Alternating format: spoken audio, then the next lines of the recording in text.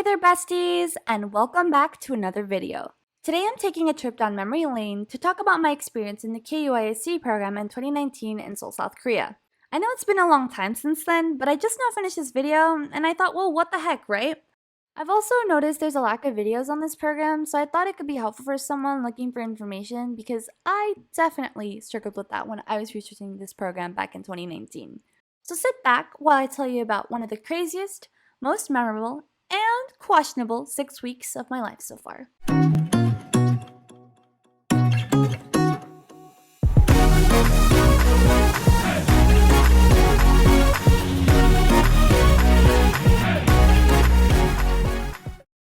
Well, first of all, what is KUISC? KUISC, aka the Korea University International Summer Campus, is a college program for international students to come and experience a summer semester in South Korea. Offering a variety of English talk classes, the program is perfect for any college student looking to earn some credits while exploring Seoul, or in my case, for any high school student looking for a glimpse at the college experience as far away from home as possible. Admission to the program is relatively simple and requires a transcript along with a few other documents. I completed the online application, attached my high school transcript, and bam, I was a student at KU.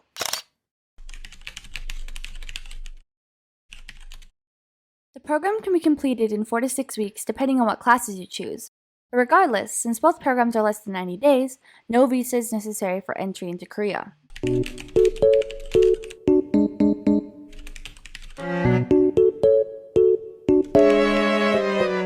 To be more specific, you won't need a visa if your country is listed under the visa waiver agreement. Any country that's not on this list will have to have their citizen apply for a C31 short-term general visa to come to Korea.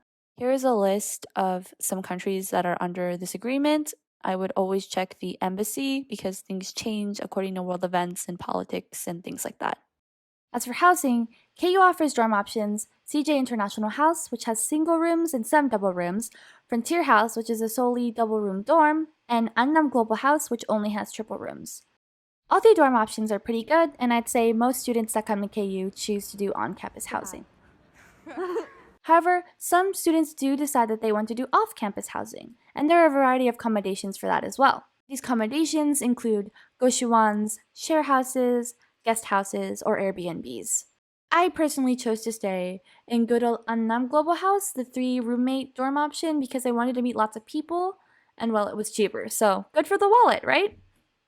I had such a fun time in the dorm with my 2 roommates, and we got to know each other pretty well. We even bonded over traumatic experiences.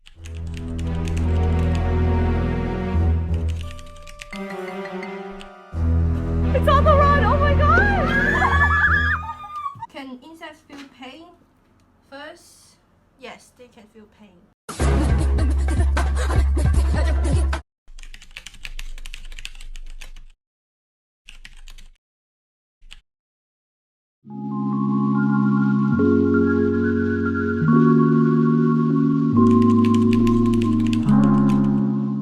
I love traveling and everything, but one of the most tedious aspects of the adventure is the long hours spent in the air. My flight to Korea was 14 hours long, so you can imagine how that was. However, I will say I had a really positive experience flying because the airline that I flew with, Korean Air, had lots of snacks. Fancy, it looks like the ice on water actually. Free blankets, a pillow, and this thing. Don't know what it is. And of course, lots of movie options.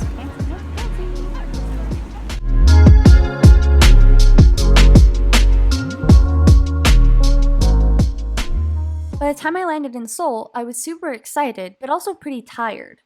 Lucky for me, KU provided a shuttle bus from the airport to the dorms for the incoming international students, so I didn't have to go through figuring out my way through the subway system because that would have been a disaster.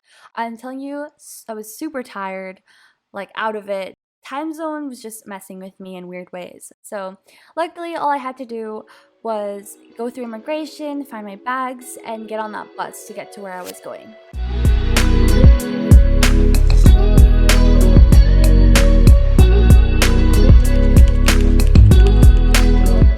My first few days in Seoul were very exciting, new involved meeting tons of people and going out a lot.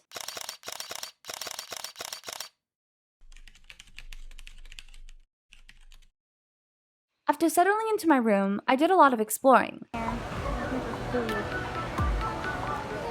I went to eat at many delicious places and went out walking in the area, Annam, where KU is located. Okay, we're about to go into karaoke! If you didn't know this already, Seoul is very big, and I came to find out that KU was not that close to the center of the city as I thought it was. Luckily, everything in Korea is a few subway stops away, so I still was able to see everything I wanted to see. In addition to exploring the city, I also started attending classes at KU. On the first Monday of the semester, all the international students were taken to the KU auditorium for orientation. We also had some entertainment, which was super fun and interactive. I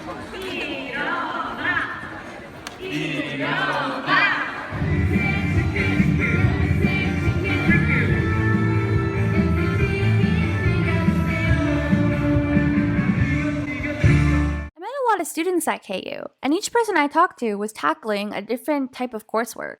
I was still in high school at the time, so since my credits wouldn't transfer anywhere, I decided to only take a Korean class while I was at KU. I didn't know any Korean, so I started learning from ground zero, and let me just tell you, that was pretty difficult for me. However, I am very stubborn, so your girl pulled through.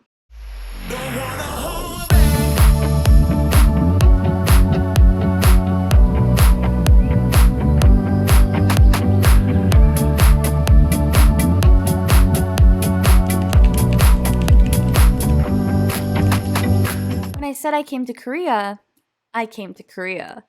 In other words, I tried to explore as much as I could in my free time, even if I felt dead and tired on the inside. I told myself, you know what, you might not ever come back, so you might as well do as much as you can in the 6 weeks you've been blessed. What did help me get out of my dorm and do things was actually the university itself, because KU offers a variety of free activities for international students to sign up for.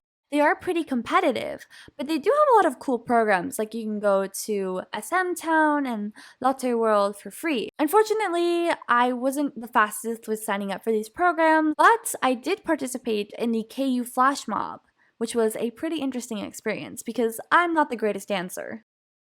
In short, none of us knew what we were doing, but hey, we have a cool video.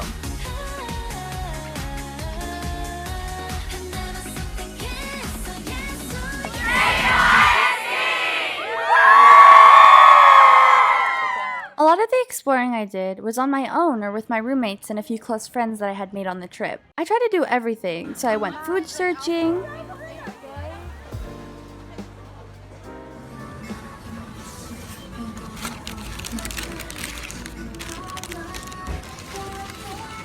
it's like saucy. Ooh. I've never had Korean barbecue before. What? I've never had it. No. It looks so good. Oh my gosh.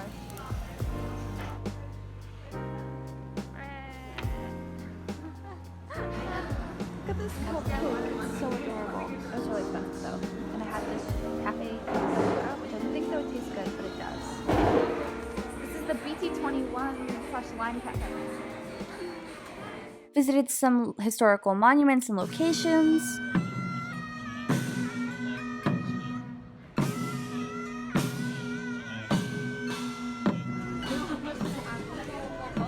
Ah, this one's so pretty.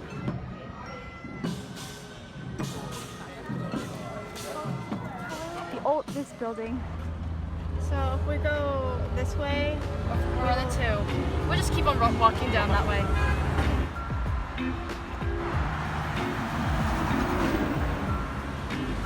I like them. You like them? Me too. I like them. Traveled around Korea. We're in Busan.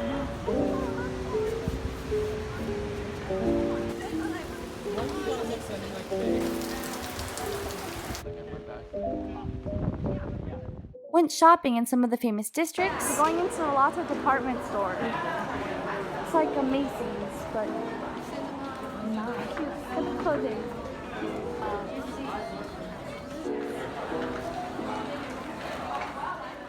And even went to some concerts.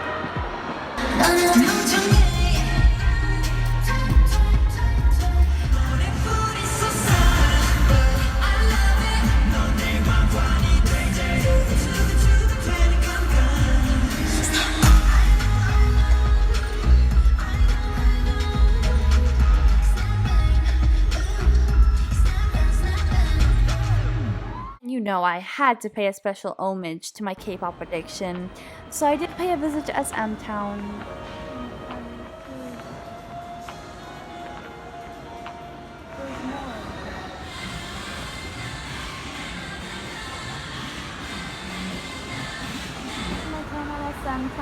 Oh my god, it was so fun.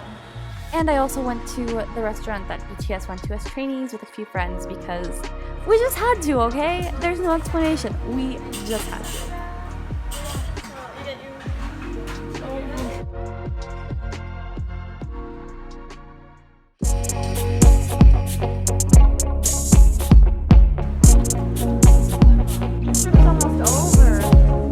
Even now, looking back at my experience, I'm still shocked at how I was able to go. I am eternally blessed that I had this opportunity, and it really changed my perspective on life. I learned a lot about responsibility and balancing school versus going out and having fun. And it was a good, fun summer before I had to study really hard and, worry about getting into college and all the stuff that high school seniors have to worry about. And I'm so glad I don't have to do that anymore. Anyway, if you take anything from this video, just remember that it's important to take risks sometimes. I was pretty scared to go off on my own at such a young age, but look at me now. I'm in my 20s and lonely, depressed, broke. But hey, I created this channel, so we're going somewhere, right? Stay safe out there, besties, and see you next time.